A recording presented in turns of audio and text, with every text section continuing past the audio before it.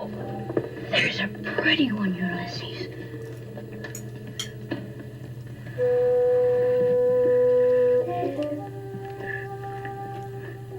There it is.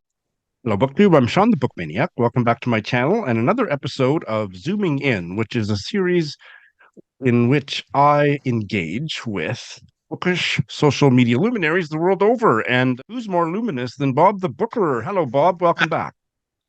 Thank you. Hello. Thank you for having me again. I'm going to say that my luminousness today is only just because there's a giant lamp like here, as you can tell by the light on my hand here. That's a sort of a good 95% of the luminosity right now. But yes, hello. Well, Thanks for having me back. we'll let the viewer be the judge of how fake, how augmented your luminosity is. I forgot to finish. I forgot to finish my little spiel where I engage with these kind of luminous people to talk about bookish social media articles and the like. And so Bob and I are going to chat about one from this sci-fi fantasy publisher webpage where they have these fabulous columns about reading on a regular basis. And this one is called "What Makes Some Long Books Feel Too Long?" by Molly Templeton. And Bob, how would you answer that question? What did you make of this article? Yeah, I thought it was quite interesting, particularly because you mentioned about the sort of sci-fi element of it, and that sort of genre does come up a bit in this article. That Yes. it can really matter a lot what genre your 800-page book is in, right? So many fantasy sci-fi books are kind of on the longer end, partly because the sort of the world building aspect kind of not necessarily requires it. You can do it in fewer pages, but it gets really boosted by having that kind of exposition at times, or what have you. I have a mixed set of feelings around longer books. There have been some longer books that I've absolutely adored, and I think those books have really made the most of having all those extra pages. And I think something like The Luminaries, for example, by Eleanor Catton, I don't think would make sense as a 200-page novel, because you sort of need the build up of that world, so much so that the kind of chess pieces moving at the end of the book suddenly have this real weight. But then I've also read some sort of 5, 6, 700-page books where a couple of hundred pages in, I'm sort of the opinion that the book is kind of, it's sort of overstayed its welcome a little bit. But obviously that's so, reading itself is so personal. That relationship to the length of a book can be so personal as well. And yeah, it's something that I find quite interesting, because sometimes with long books I find myself not necessarily rushing them, but wanting to really dedicate the next few days just to that book, because I know that if I only read 50 pages a day, I've tried that with some longer books. If I do 50 pages a day, a couple of weeks in, I am not mentally in that book. I need to exist in those 700 pages for a fixed period of time, and just sort of not necessarily get it done with, but really live there for a certain amount of time, let it wash over me. Yeah, so that can sometimes be a challenge. I've sort of had that with some buddy reads where people have really wanted to do 50 pages a day, and I realized that's just not how I read. Because I will get distracted by reading other things in the meantime, and that doesn't help. My reading of big books has been hampered by the fact that I'm reading too many books at one time. And so it's Mm, really hard to keep, just what you were saying, to keep connected to a longer book for that reason. And I would say most of the tomes that I have tackled in the last 2 years, and the biggest one and the most relevant example is A Suitable Boy, that I didn't end up finishing. I yeah, set it aside. I just couldn't right. keep a regular rhythm. But that's all I'm going to say about that, because I don't want to get sidetracked by my idiosyncratic current I mean, reads in fact, problem. A Suitable Boy is especially long, right? That's It sort of, is, and I loved it what I read, but I just couldn't keep it going. yeah, But the yeah, two examples I have of one that's a long book were, and it wasn't even all that long, but it was at least 400 pages. And I got to page 200, and this was many years ago. This is before I had this horrible problem. And I was still waiting for the goddamn story to start. Like, it was just still set up. mm, And like the two main characters were driving across America to get to a place where they were going to take over their family farm or something. And I mean, the right. author chose to get a lot of backstory in, but by page 200, they still hadn't got to the goddamn farm. And I just stopped. I bailed. It's like, no, Fair. that was too long. That was, yeah, I didn't like that.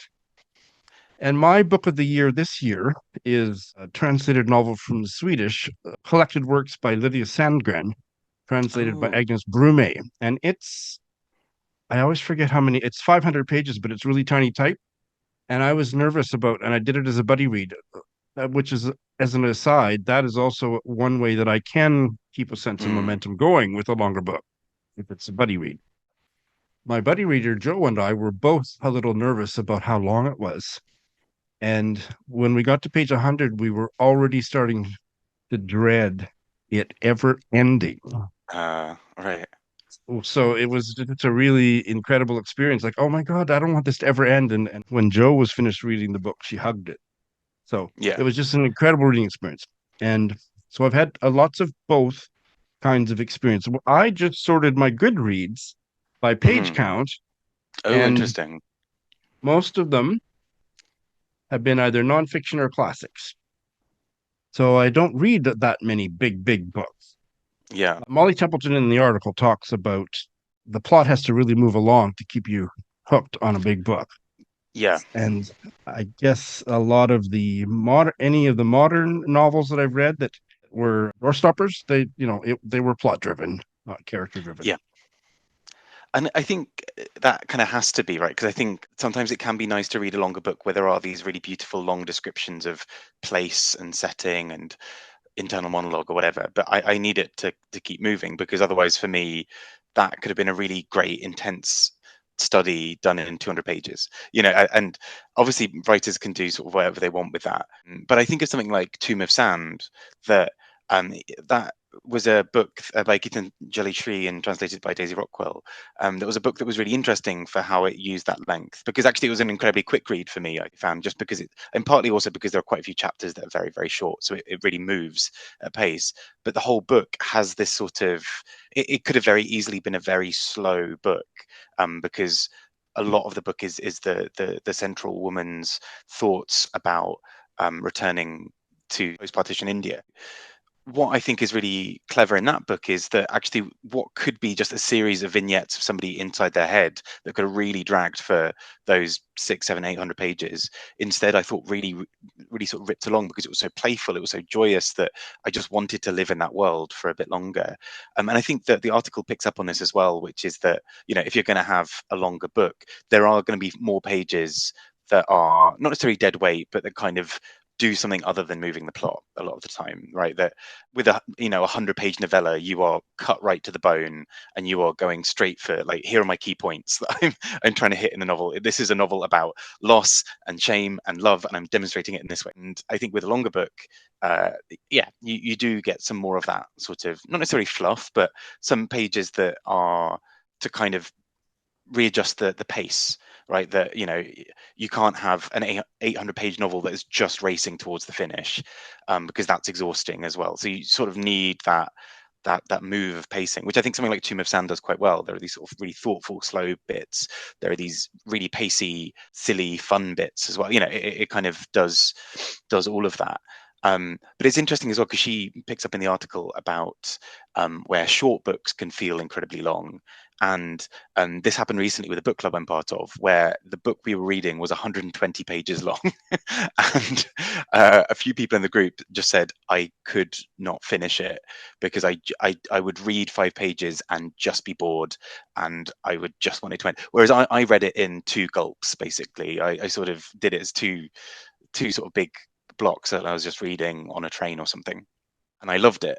And I think something similar can kind of happen there, right? Where something like The Luminaries, again by Eleanor Catton, there was a period where I think in one day I read sort of 300 or 400 pages of it, because I had a few bus journeys, and I just got really into it, and I just really found the rhythm of the book. And the same for something like Ducks Newburyport, which I know is a risky one to throw into this mix, because I mean, I loved it. And that is probably a more challenging version of 1,000 pages, right? It's not only Yes. relatively small type, it's a repetitive voice, it's meandering. But that's a The book where I fact felt that like I needed to live in the rhythm of that book because of how idiosyncratic that rhythm is. And so I'd read it in sort of 70-page chunks, but do a couple of those at least per day. This was also the early days of lockdown, so I was doing that's very little else. But I think, which is great. Circumstances and yeah, subjectivity, like that example of the 120-page book. And I will edit out my question if you don't want to answer. But what was that book, by the way? it was Fair Play by Tove Jansson, the Oh, writer of okay. the Moomins. There isn't a lot of plot necessarily. It's quite a sort of, it's a few sort of vignettes and sort of a few set pieces. I thought it was really beautiful in its kind of quietness, and so I was quite happy to just sort of sit with it for specific amounts of time. Um, but I think it's a book that can be quite a challenging one if you can't find your way into the rhythm. I can see how you'd read a 5-page section and be like, no. What is her famous one? The Summer Book or something? the sum, Summer's in the title. yeah, the summer book The is Summer Book. her. And I've not that read it wasn't yet, but I've heard it's gorgeous. well, and I bailed on that one. So I'll have to give her another try someday. But I mean, talking of Please Bales, go this ahead. made me think. This made me think of the Sea, or as you know it, the Bale, by Iris Murdoch. Because actually, I think this for me was a really perfect use of long book syndrome, or whatever it would be. I guess I know that you didn't get on with it, but for me, the thing that made it so impactful was that I got 300 pages in what would be a fairly average novel length, and suddenly the book sort of turns not necessarily on a dime, but it almost sort of enters its second act. And there's something about the fact that 300 pages has been allowed to set you up with what by itself would have been a complete and really interesting novel, and then just turn the dial up for the next 300 pages.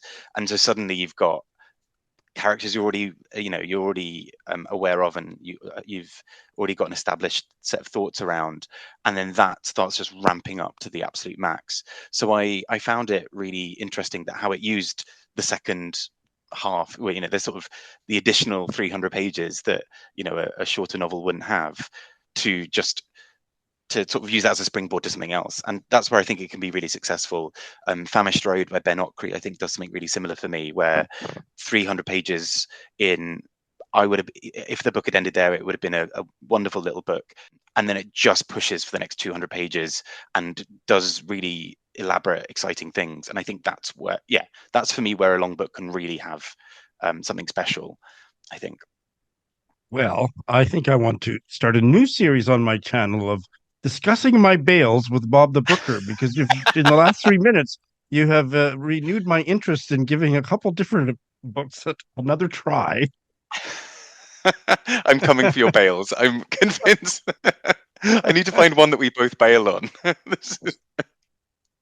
I would like to share a couple sentences from this essay where she's talking about what makes a book feel too long. And I don't think she ever identifies what the book is. Maybe she does, and I've forgotten. But anyway, what made the book I was reading feel like it took weeks instead of 10 days?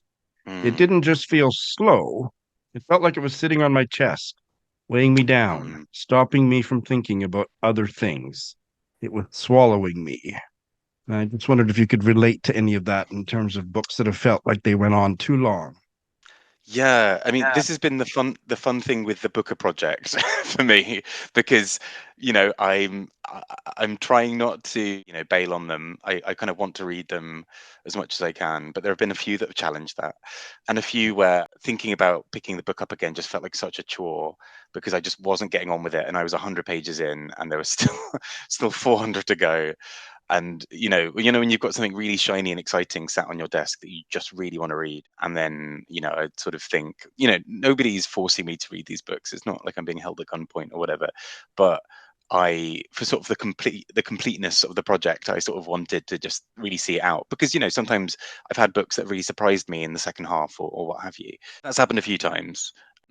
Luckily, normally with books that are sort of 300 to 400 pages, where it's not quite as painful. Yeah, I think that can be the challenge with some bigger books, because there's such an intimidation factor going into some of them. There are, like, the article mentions Jonathan Strange and Dr. Norrell, which is a book that I think for my last 2 or 3 reading plans for this year videos has been on there, and I have not picked it up, because it's intimidating at 1,000 pages, and I really want to give it proper time.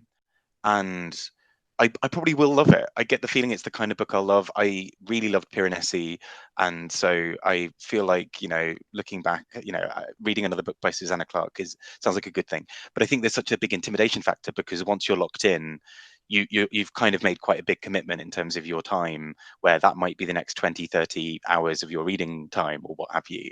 And I have so many tomes that I really want to try someday, but I have to Mm. deal with my neuroses around big books for sure.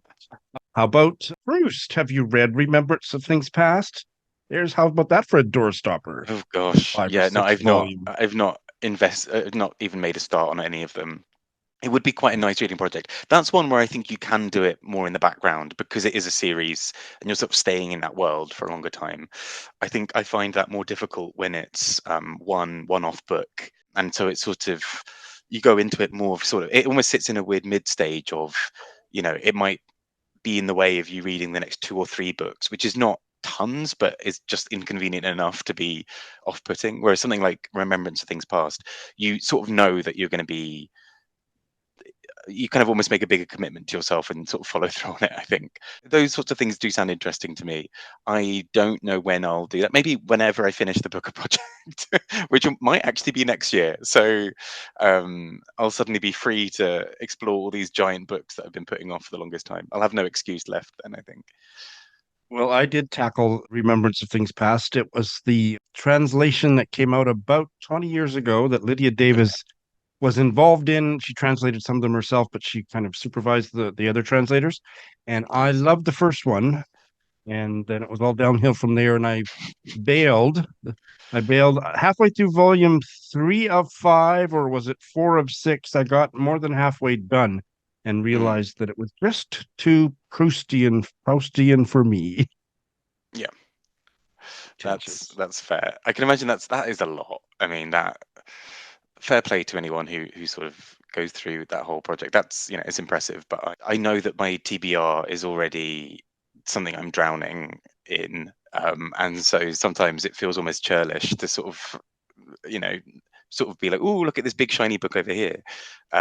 It's normally only when I'm forced to, as in it's shortlisted for a prize, that I'm reading.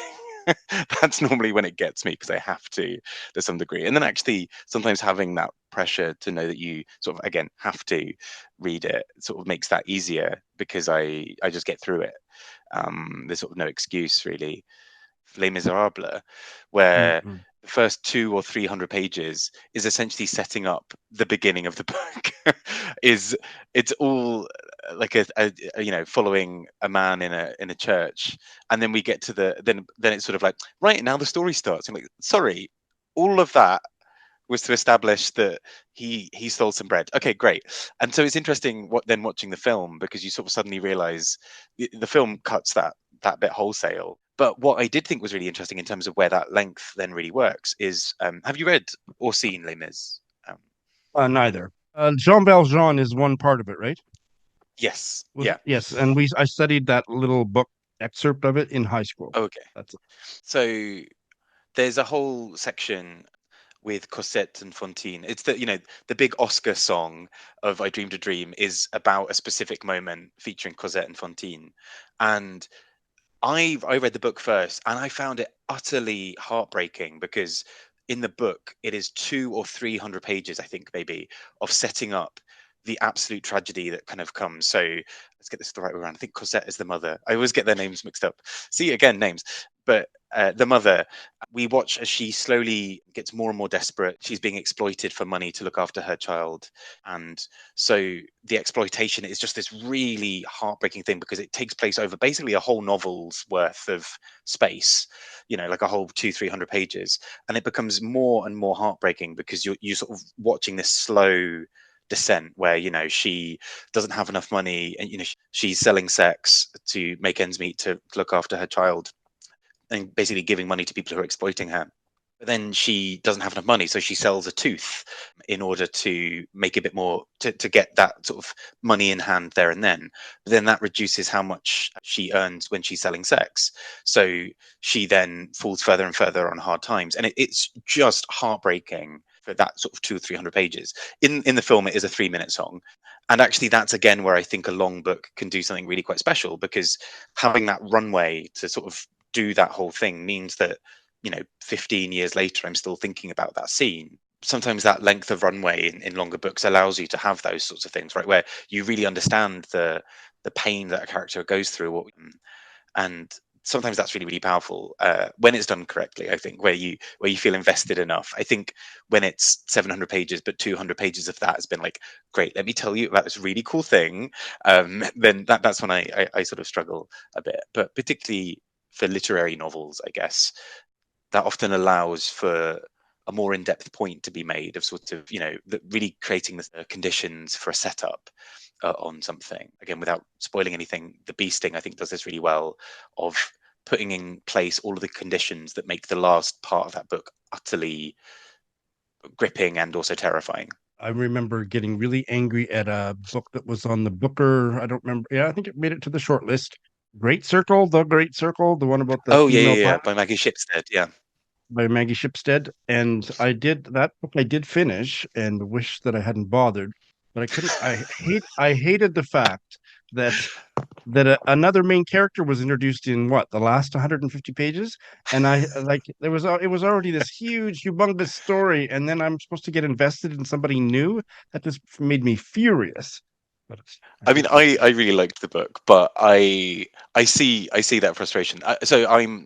There's a book club at my local bookshop that is specifically for long books, 500 pages plus.